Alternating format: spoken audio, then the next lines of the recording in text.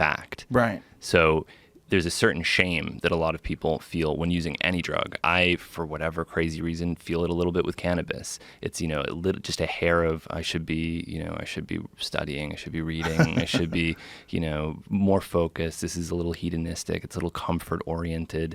I should be working harder. But that's, I think, just the vestiges of this propaganda that I've been fed or something like that. Or maybe it's true, but I understand from one perspective why the cannabis culture drums the benefits of cannabis so hard, that it cures all disease, that it's good for you, that it cures cancer, all this stuff. Because if you have that in your mind, at the very least, it's going to reduce that sort of internal shame that you might feel and makes the entire experience healthier and more beneficial. Because we do construct these limitations. We construct these experiences to some extent. So if you decide that cannabis is a dissociative drug that's hedonistic and comfort-oriented and will take you away from your responsibilities, then that's what it will become. But if you decide, like Terence McKenna did, that it's an intellectual catalyst, that it will facilitate your ability to read and learn and think and write, then it will become that as well.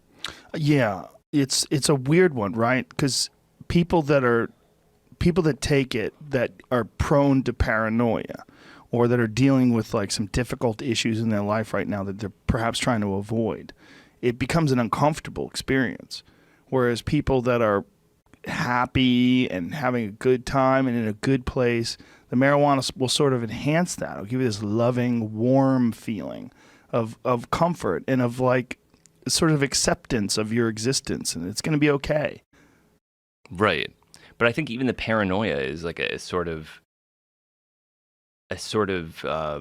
meme, you could say, a sort of vestige of this propaganda that makes people afraid, in the same vein as the bad trip. I think the concept of a bad trip is a very damaging concept because, and I know from personal experience, I never really used psychedelics in high school with the exception of salvia because I was terrified of a bad trip. I'd talk to friends who'd describe bad trips and they'd say, oh, it's a bad trip. It's really bad, it's scary. And I would think, oh, that's terrible. I would never want a bad trip. I'm never going to touch these things because a bad trip would be too much for me to tolerate. And then I started using psychedelics and I realized there's no such thing as a bad trip any more than there's a bad meal or a bad relationship or a bad day. I mean, having an occasional bad thing in life doesn't stop you from doing things like eating or having relationships or living typically.